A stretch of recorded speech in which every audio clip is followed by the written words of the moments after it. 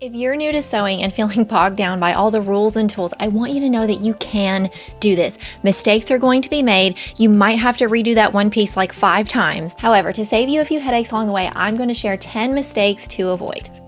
Friends, I'm Brittany, the mom and maker behind Ginger Patch Designs, a crafty business I run right here out of my home, all while momming and wifing. And I have my very first beginner sewing pattern coming out in January. It is the Charlotte Quilted Tote Bag. It is beginner friendly. I want to show you that even if you're a beginner, you can make gorgeous products for yourself or gifting for others. Even if you're not a complete beginner, these sewing tips are a fantastic reminder to keep the crafting process stress relieving instead of stressful. I want to preface this video before we get into number 1. I'm so sorry, she's not supposed to be up here right now. I want you to know, if you are new to sewing, that there are a bajillion ways out there for you to do all kinds of different techniques and skills. And sometimes, like with any crafting, there is a right way and a wrong way.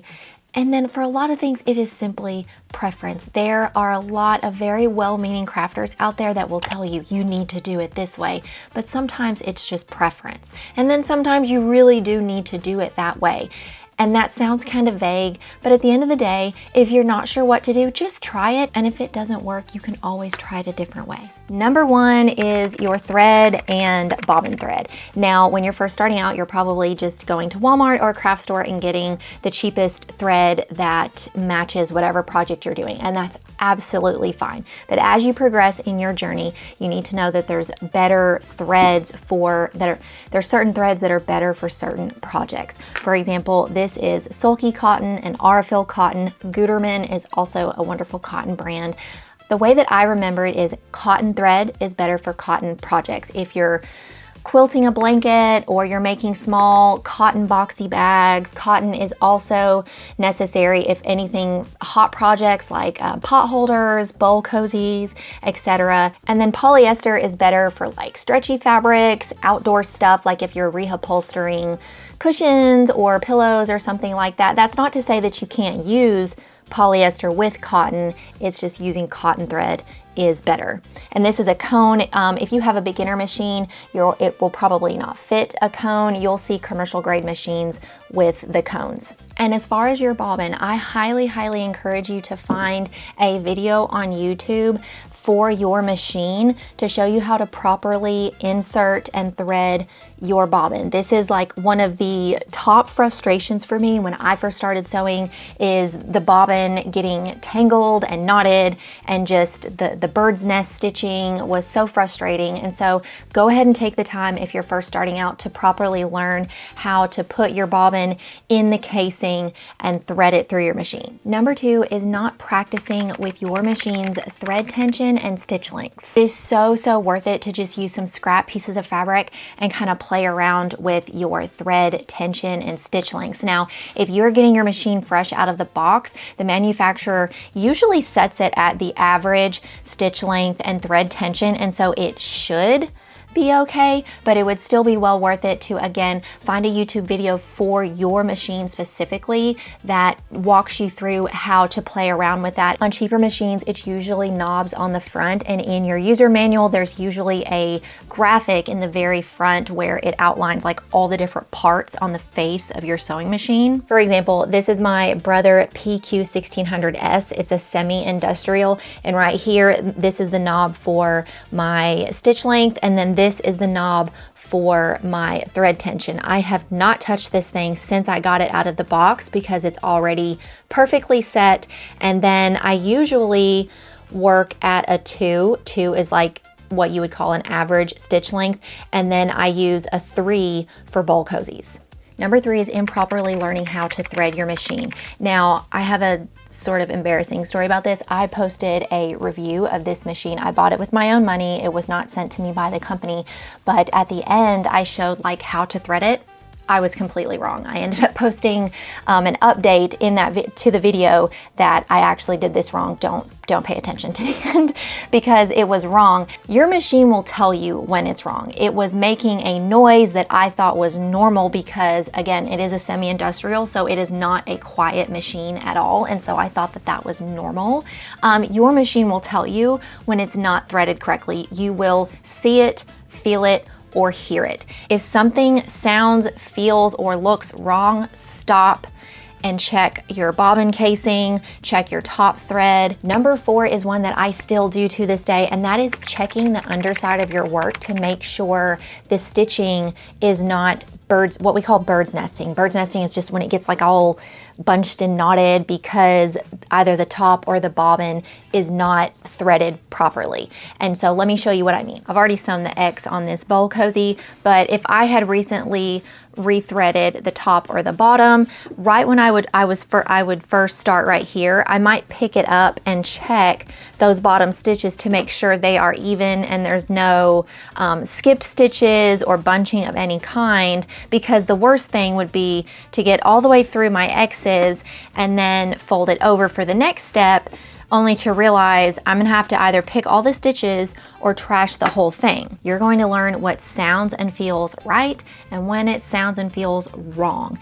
And as you get more experience, you'll be able to associate specific sounds or feelings with specific problems. And just as a side note, I want you to know that threading is the bane of every sewist existence. Like, we all still struggle with this to this day. There have been times, even though we know how to thread our machines, like for whatever reason, they don't get threaded correctly sometimes, and we still make those mistakes. So it doesn't matter if you're new or you're a veteran, it happens to all of us. That leads us to number 5, which is choosing to not pick the stitches. If the top stitching on the pretty side of the fabric looks good, but the bottom side is a hot mess and you're just like, it'll be fine, let's just keep going because nobody's gonna see that. Incorrectly sewn stitching, whether you can see it or not, affects the integrity of your project.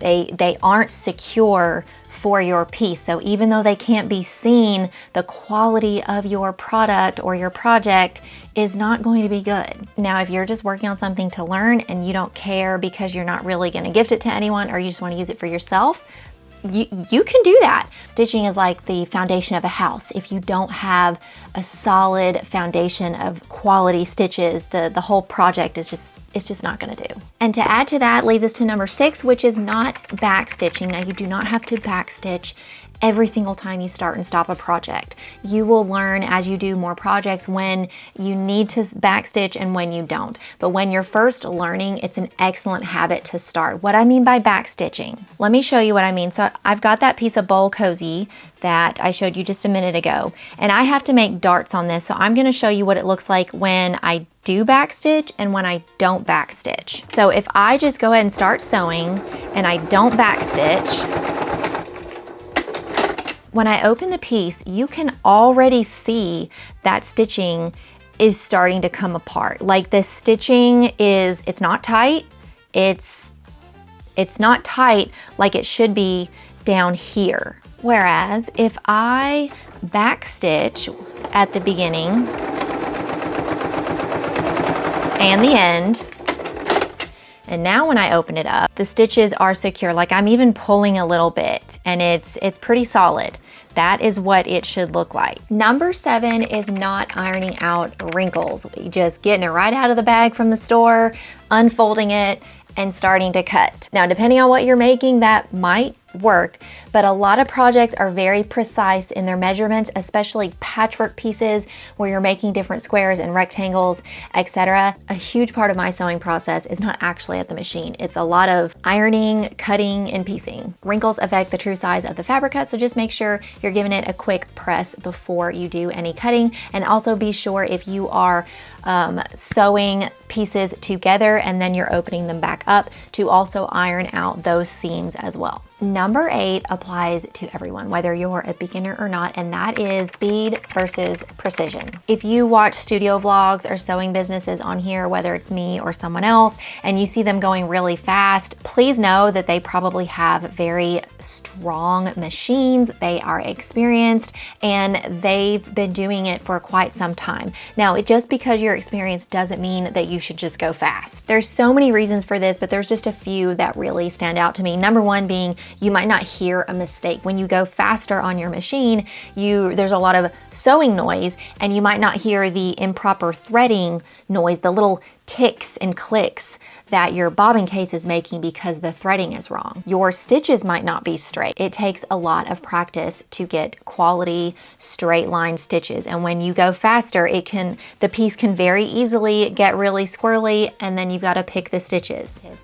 When I was in the classroom and we would be working on our writing essays and paragraphs and stuff, I preached to the kids quality over quantity. It is so, so important. I would rather you give me a wham bam paragraph, is what I would tell them, than 2 pages of blustery nonsense. It is far better to take your time and make a quality small project than go too fast and make a big project that is going to fall apart. Number 9 is the good old measure twice and cut once. When you are first learning to cut your fabrics, especially if you have directional fabric, make sure you double check your measurements before that rotary cutter slides, because once you cut it, that's it. Maybe you can salvage the piece, maybe you can't. So just double check your cutting measurements before you slide that cutter across. Lastly, number 10, the most important in my opinion, is neglecting machine maintenance. I cringe admitting this, but my very first machine, it was a brother from Walmart. I think it was like 60 bucks, 15 plus years ago. It was a really long time ago. I never, ever cleaned that thing. I never looked at the inner workings of the bobbin case.